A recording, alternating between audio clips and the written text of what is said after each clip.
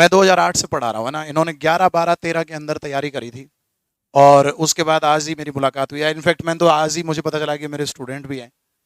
लेकिन आपके लिए मैं क्लास में इनको इसलिए लेके आया हूँ कि उन्होंने जब अपना परिचय मेरे को दिया कि सर मैं आपसे पढ़ा हुआ हूँ 11, 12 में, और उस टाइम पढ़ के मैंने कितनी 9 एग्जाम दिए, जिनमें मैं किसी एग्जाम में 1 नंबर से रह गया, किसी एग्जाम में 2 नंबर से रह गया।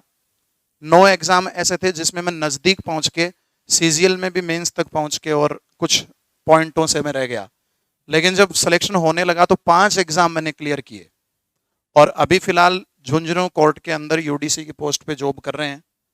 तो मेन जो चीज़, ये चीज़ ही बताने के लिए आपके सामने मैं निकल आया हूँ। मैं नहीं बताऊंगा, मैं माइक इनको देता हूँ, ये अपने एक्सपीरियंस से आपको 2-4 चीज़ें बताएंगे। क्योंकि आप तैयारी कर रहे हो तो कई बार क्या होता है, हम जब तैयारी कर रहे होते हैं तो हमें लग रहा होता है यार मैंने एग्जाम दिया, मेरा तो पेपर बढ़िया नहीं हुआ, मेरा तो सिलेक्शन हुआ ही नहीं है, अब मैं क्या करूं, दोबारा करूं कि नहीं करूं। कई लोग हताश होकर पढ़ना पढ़ाना छोड़ देते हैं, वापस बैग पैक किया और गांव चले जाते हैं, है ना, ऐसा होता है ना।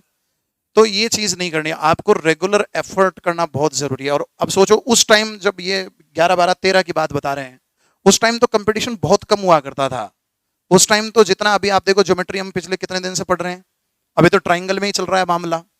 उस टाइम इतना बताने की जरूरत नहीं होती थी, सीधा सीधा फॉर्मूले बताते थे, फॉर्मूले पे सीधा क्वेश्चन आता था कि बच्चा अगर आया मान लो गांव से उठ के 3 महीने में सिलेबस पूरा करा देते थे उसका, 3 महीने पढ़ के नौकरी लग के चला जाता था। आज ऐसा नहीं है, आज संसाधन बढ़ गए, टेक्नोलॉजी बढ़ गई, तो सिलेबस बड़ा हो गया, एग्जामिनर के पूछने का लेवल बड़ा हो गया और ज्योमेट्री जो है वो 60 से 70 क्लास की हो गई, है ना। यानी सिलेबस का लेवल, कंटेंट बड़ा हो गया, कंटेंट का लेवल हाई हो गया, तो कंपटीशन भी तो बढ़ गया, बच्चे भी इंटेलिजेंट हो गए क्योंकि टेक्नोलॉजी होगी ना। पहले तो गुरुजी ने जो क्लास में पढ़ा दिया होता था वो फाइनल होता था, अब आजकल सर पढ़ाते हैं उससे पहले तो आप यूट्यूब पे देख के आ जाते हो कि कौन सा टॉपिक पढ़ाएंगे, होता है कि नहीं होता है।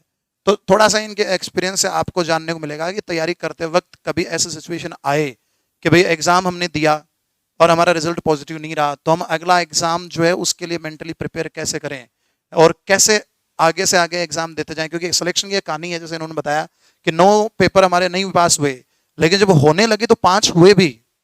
तो ये सिलेक्शन हमेशा होता है, आप देखना आपके साथियों का जिनका सिलेक्शन होने लगेगा ना, फिर उनके दरवाजे खुलते चले जाते हैं, किस्मत का दरवाजा खुल जाता है।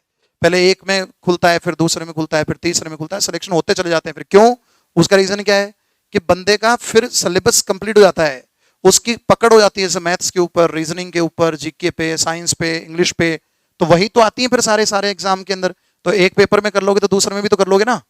तो चलो मैं तो जोरों से देता हूँ आपको ज्ञान, आज थोड़ा सा इनसे अपन जानते हैं, ठीक है। ये आपको कुछ और अच्छी बातें बताएंगे, एक और चर्चा का विषय है जो मैं नहीं बताऊंगा, वो यही आपको लक्ष्मण सिंह जी बताएंगे। हाँ जी, सभी को नमस्ते। देखिए, मैंने 2005 में 10वीं की थी। उसके बाद में साइंस मैथ लेके एसके में एडमिशन ले लिया। यहाँ पे भी सेट नहीं हुआ तो फिर अपनी ये जैन स्कूल है वहाँ पे एडमिशन लिया, यहाँ से टीसी कटा के वहाँ चला गया। फिर उसके बाद में विद्या भारती में आया। 11वीं में 3 जगह चेंज करने के बाद में फिर ऐसा क्या पता क्या उतार चढ़ाव आया कि मैंने पढ़ाई छोड़ दी। मैंने 11वीं में साइंस मैथ लेके 91% बने थे मेरे उस समय, और मैंने पढ़ाई छोड़ दी। 5 साल 2-4 साल मैंने खूब बछीड़ खाए।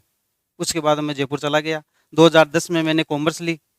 कॉमर्स में क्या होता है कि यदि आप 11th नहीं पढ़ते हैं तो उसका डीआरए किधर आता है, सीआरए किधर आता है, क्या होता है, वो सब गोलमाल होता है। लेकिन मैंने इंग्लिश मीडियम लिया, फिर इंग्लिश मीडियम लेके मैंने कॉमर्स लिया। कॉमर्स लेके मैंने 65% के साथ में मैंने 12th क्लियर की। उसके बाद में मैं कंपटीशन लेवल में आया।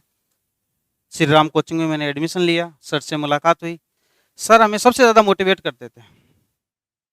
सर उस समय क्लास में आते थे, आज तो आप इतने बच्चे हैं, हम तो इससे भी 4 गुना ज़्यादा होते थे, पता नहीं चलता था, बहुत बहुत आगे तक होता था। हम उस समय तैयारी कर, पढ़ाई छोड़ी थी 3-4 साल में, लेकिन ज़िंदगी में बछीड़ खाने के बाद में ये समझ में आया कि एजुकेशन बगैर कुछ नहीं है। समझ रहे हैं ना। और जॉब बगैर कुछ नहीं है। जॉब चाहे प्राइवेट हो चाहे गवर्नमेंट हो, उसके बगैर कुछ नहीं है, कहीं भी आप बछेड़ खा लो। तो फिर लास्ट में ये समझ में आया कि अपन को तो तैयारी करनी है। सब जगह बछेड़ खा के वापस जहाँ से गया था वहीं वापस आया। जैसे वो एक कहावत है ना कि बच्चा रूठ के चला जाता है लेकिन शाम को तो घर ही आना होता है, वैसे एजुकेशन के साथ में मेरे साथ हुआ है कि मैं एजुकेशन के छोड़ के अलग काम में लगा। फिर समझ में आया तो वापस एजुकेशन में आया, फिर जम के फिर पीछे मुड़ के नहीं देखा। फिर मेरा पहला एग्ज़ाम मेरा पहले मैंने एग्ज़ाम फाइट की थी। पहले 9 बार तो मेरा सिलेक्शन ही नहीं हुआ। कभी 1 नंबर, 2 नंबर, 3 नंबर, मतलब मेरे आस-पड़ोस वाले, घर वाले या परिवार वाले, गाँव वाले ये बोलते थे, "तू सर्विस तो लग ही नहीं सकता। किस्मत में नहीं है, क्यों जोरा मत पीछे पड़ा हुआ है। तू यदि कोई काम देख ले और देख ले।" तो उस समय क्या था, अपन को तो लगना है। दिमाग में ये था कि अपन को तो गवर्नमेंट जॉब लगना है। उस समय क्या थे, हमारे एक गुरुजी थे, वो बोलते हैं कि जॉब वो लगते हैं जिनके दिमाग होता है। जॉब वही लगते हैं जिनके दिमाग होता है। मतलब उनका कहने का मतलब था हमारे दिमाग नहीं है। तो वो चीज़ चुभ गई। वो चीज़ चुभ गई तो मैंने रात दिन, दिन को तो पढ़ता ही था, रात को 12 ही बज जाती थी। सुबह जल्दी उठ के ही पढ़ता था। मतलब वो नींद नहीं आती थी, वो अपन को तो लगना है। फिर खूब तैयारी की। 9 पर मेरा कहीं भी सिलेक्शन नहीं हुआ। मतलब किसी भी एग्जाम में सिलेक्शन हुआ, कभी 1 नंबर, 2 नंबर। मतलब एक बार तो मैं एग्जाम देने आया, कोर्ट की एग्जाम दी थी मैंने, झालावाड़ एग्जाम दी थी। मेरे 200 में से 192 हिंदी इंग्लिश का पेपर हुआ था, उसमें आए थे। और कंप्यूटर एग्जाम में मेरे 96 नंबर आए थे, फिर भी मैं नौकरी नहीं लगा। मतलब हिंदी इंग्लिश का पेपर हुआ था, 200 में से 192 मेरे नंबर आए थे। और कंप्यूटर का एफिशिएंसी का टेस्ट हुआ, उसमें मेरे 100 में से 96 नंबर आए थे, फिर भी मेरा सिलेक्शन नहीं हुआ। फिर तो ये फाइनल होने लग गया था, अपनी किस्मत में है नहीं, लेकिन फिर भी खूब मेहनत की। फिर मेरा सबसे पहला मैं नौकरी लगा डीआरडीओ में। डीआरडीओ में क्या होता है कि वहाँ पे 5 पोस्ट थी। 2 जनरल की थी, 1 ओबीसी की थी और 1 एससी की, 1 एसटी की। उसमें हम 2200 बच्चों ने एग्जाम दिया था, उसमें मेरा सिलेक्शन हुआ था। मतलब ओबीसी की 1 पोस्ट थी ऑल इंडिया, उसमें मेरा सिलेक्शन हुआ था। तब मेरे इतनी खुशी हुई कि किस्मत में तो है। उसके बाद में मेरा डीएसएसबी में मेरा सिलेक्शन हुआ। तीसरा नंबर पे मैं कोर्ट में मेरा सिलेक्शन हुआ। चौथा नंबर पे मैं सचिवालय अहमदाबाद, वहाँ जनरल फाइट किया, क्योंकि अपन राजस्थान के बच्चे हो गए सर, तो वहाँ अपन जाते हैं तो जनरल में आते हैं, तो जनरल में मैंने वहाँ पे फाइट किया। 4 पोस्ट थी, उसमें भी मेरा अच्छे नंबर आए मेरे। 5वां फिर मैं जयपुर लगा। कहने का मतलब ये है कि ये बांध है, आप तैयारी कर रहे हैं, मैं कोई बढ़ा चढ़ा के नहीं बोल रहा, मैं आपको ये बता रहा हूँ कि ये बांध है, इसको आपको पार करना है। आपने यहाँ से स्टार्ट किया है तैयारी, धीरे धीरे धीरे आपका एक्सपीरियंस बढ़ेगा, एक्सपीरियंस बढ़ेगा। जिस जैसे इंप्रूवमेंट होते जाएंगे ना आप, एक टाइम ऐसा आएगा कि आप ऊपर से अपने आप निकल, ये पानी है, ये पानी है, धीरे धीरे धीरे धीरे धीरे धीरे धीरे धीरे बढ़ेगा। ये बांध है, इसको पार कब करेगा? या तो आप में इतनी शक्ति होगी इसको तोड़ के चले जाओ, तो वो तो पॉसिबल है नहीं। तो अपन धीरे धीरे धीरे धीरे अपन सिलेबस पढ़ेंगे, सिलेबस क्लियर होगा, सब कुछ अपन धीरे धीरे धीरे धीरे जाएंगे। इससे एक दिन ऐसा, एक टाइम ऐसा आएगा, मेरे साथ भी ऐसा ही हुआ। मैं ये नहीं बोल रहा कि किस्मत में नहीं था, मैंने 9 बार फेल हुआ, हो सकता है मेरे कहीं ना कहीं कमी थी, एक एक 2 2 नंबरों से रहता रहा, 9 बार मैं मेरिट में रहा हूँ। मेरा जैसे लेवल बनाना, यहाँ तक मैं पहुंच गया ना, तो आराम से मैं कंटिन्यू, एक भी मैं फेल नहीं हुआ। मतलब जो भी 3 स्टेप होती है, 4 स्टेप भी, हर मतलब मेरिट में लगा हूं मैं। मतलब कि 9 बार मेरिट में मैं कंटिन्यू रहा, उसके बाद 10 11 12 13 14 कंटिन्यू मैं मेरिट में आया हूँ। तो मैं मेरे एक्सपीरियंस से मान लो, कैसे मान लो, आज मैं सेशन कोर्ट में जॉब कर रहा हूँ। 2014 में लगा था। मतलब 2 3 साल ही मैंने तैयारी की, लेकिन जो तैयारी की ना वो जबरदस्त की, उसमें पीछे मुड़ के नहीं गया। गुरु जी की बात वो चुभ चुभ रही थी कि दिमाग होता है वो नौकर लगते हैं, ये कोई बात नहीं है। इसलिए, और किसी ने कहा था कि ज़्यादा मोटिवेट होने की जरूरत नहीं, खुद से मोटिवेट हुई है। जो सेल्फ मोटिवेट होता है ना वो गिरता नहीं है। और अपन यूट्यूब पे मोटिवेट होते हैं ना, वो थोड़े से टाइम के लिए होते हैं, 2 3 दिन में भूल जाते हैं। जिंदगी में कुछ करना है तो देखो, मेहनत तो करनी पड़ेगी। और वो ठान लो, कितना सिलेबस है, जैसे आप ठान लेंगे ना, रात दिन एक करेंगे ना, तो इतनी बड़ी कोई एग्जाम होती नहीं है। देखो मैंने तो 14 एग्जाम दिए, उनमें तो कोई लगा नहीं। लेकिन पहले ऐसा लगता था शुरू शुरू में, और 5 साल मैंने तो पढ़ाई भी छोड़ी है, ये भी आपको बता रहा हूँ। ठीक है ना? तो आपको तो इतने बुरे दौर से नहीं गुजरना पड़ा, कहीं वहीं भटकना नहीं पड़ा।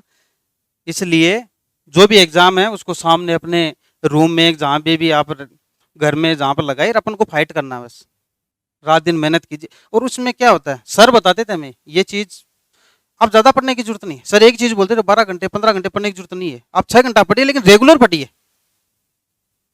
सर उस समय एक ही चीज़ बोलते थे कि आप कई बच्चे क्या है, आज आगे 3 दिन आते नहीं है, फिर 2-3 दिन आगे फिर आते नहीं है। तो ज्यादा पढ़ने की जरूरत नहीं है, 5 घंटा भी यदि आप पढ़ेंगे, रेगुलर पढ़ेंगे, तो उससे होगा। ठीक है, थैंक यू। आपकी भी तैयारी के पीछे कोई ना कोई रीजन रहा होगा, है ना, कि आपने क्यों सोचा कि गवर्नमेंट जॉब में जाना है। तो अपनी वो जो कहानी है ना, उस कहानी को बड़ा सजा के रखो, अपने तक रखो, और जब सिलेक्शन हो जाए तब उसको शेयर करो। ठीक है, उससे पहले आप शेयर करोगे ना, लोग आपको कहेंगे अपनी कहानी का रोना रो रहा है। लेकिन जब आप सेलेक्ट हो जाओगे, सफल हो जाओगे ना, तब वही कहानी आपकी जो है वो लोगों के लिए प्रेरणादायी हो जाएगी, है ना। तो तैयारी करते रहो, रेगुलर रहो। एग्जाम जितने आपके, मैं हमेशा क्लास में भी कहता हूं, जितना आपकी क्वालिफिकेशन में फिट होने वाला कोई भी एग्जाम वैकेंसी लेकर अगर आया है ना, उसका फॉर्म लगा दो और वो दो। ठीक है, ऐसा नहीं है, कई बच्चे क्या करते हैं, एक एग्जाम को पकड़ के बैठ जाते हैं कि मेरे को तो दिल्ली पुलिस में ही जाना है, मैं तो सिर्फ वो फॉर्म इंतजार करूंगा, वो जब आएगा उसी को भरूंगा। ऐसा मत करो। एग्जाम देने से आदमी ज्यादा सीखता है। आप जब पेपर दोगे, वही बात संडे का टेस्ट वाली, आप संडे का टेस्ट देते हो तो टेस्ट हर वीक देते हो तो आप में इंप्रूवमेंट होता है ना। वैसे ही है कि हर एग्जाम आप दोगे तो उसमें क्या आपको लेटेस्ट पता रहेगा, कि मान लो इस संडे को कोई पेपर है आपने दिया, तो आपके पास लेटेस्ट जानकारी रहेगी कि पेपर में क्या आया है। टीचर को भी नहीं पता होगा, टीचर को भी फिर बच्चे बताते हैं कि सर अब की बार एग्जाम के अंदर संडे वाले इस पेपर में ये क्वेश्चन ऐसे पूछा गया था। क्योंकि आजकल आपको पता है ऑनलाइन एग्जाम मोड होता है, तो उसमें पेपर तो मिलता ही नहीं है। तो टीचर से भी बच्चा एडवांस होता है अगर वो रेगुलर एग्जाम दे तो आप एग्जाम देते रहो, रिजल्ट्स पॉजिटिव आपके जरूर आ जाएंगे। ठीक है ना। तो हम सब की तरफ से थैंक यू इनका कि इन्होंने आपको कुछ अच्छी अच्छी बातें बताई। ठीक है, बाकी ये बहुत अच्छा काम कर रहे हैं अपनी जॉब के साथ साथ भी, तो उसके लिए भी मेरी तरफ से इनको शुभकामनाएं हैं। अभी अपने सांवली रोड पे एक अनाथ बच्चों का आश्रम है, जहाँ पर परमार्थ के नाम से, तो उसका सारा देख रेख का जो काम है वो यही संभालते हैं अपनी जॉब के अलावा समय निकाल के। तो बहुत ही नेक काम है, उन बच्चों के एजुकेशन को लेकर जो भी है वो सब इन्हीं की देखरेख में होता है। उसी सिलसिले में ये आज कोचिंग भी आए थे, तो बात होते होते फिर मैंने सोचा चलो आपसे इनकी मुलाकात करवाते हैं, क्या पता आपकी कुछ समस्याओं का समाधान कई बार टीचर नहीं कर पाता है, टीचर्स की बात समझ में कम आती है। तो जिन लोगों ने संघर्ष किया है उनकी बात अगर आप सुनो, जो आपकी तरह सीट पर बैठते थे, तो फिर आदमी को लगता है कि यार जब ये कर सकते हैं तो हम भी कर सकते हैं, है ना। ऐसी फीलिंग आ रही है ना, आ रही है नहीं आ रही है, आ रही है ना। तो मोटिवेटेड रहो, सेल्फ मोटिवेशन सबसे बड़ी चीज होती है। हमारे कहने से या इनके कहने से आज आप सुनोगे, 2-3 घंटे बाद मैथ्स दिमाग में घुसेगी तो मोटिवेशन निकल जाएगा दूसरी तरफ से, है ना। तो उससे बेटर है कि आप अपना डेडिकेशन बनाए रखो, नहीं यार मेरे को सिलेक्ट होना है, रिजल्ट पॉजिटिव लाना है, और घर वाले जो उम्मीदें करते हैं, जो सपने आपने देखे हैं उनको पूरे करने हैं। क्यों। चलो तो आज के लिए इतना ही, फिर अपन आगे अपने मैथ्स की जो क्लास है उसको करते हैं कंटिन्यू, ज्योमेट्री की यात्रा पे लेके चलते हैं आपको। ठीक है सर, थैंक यू।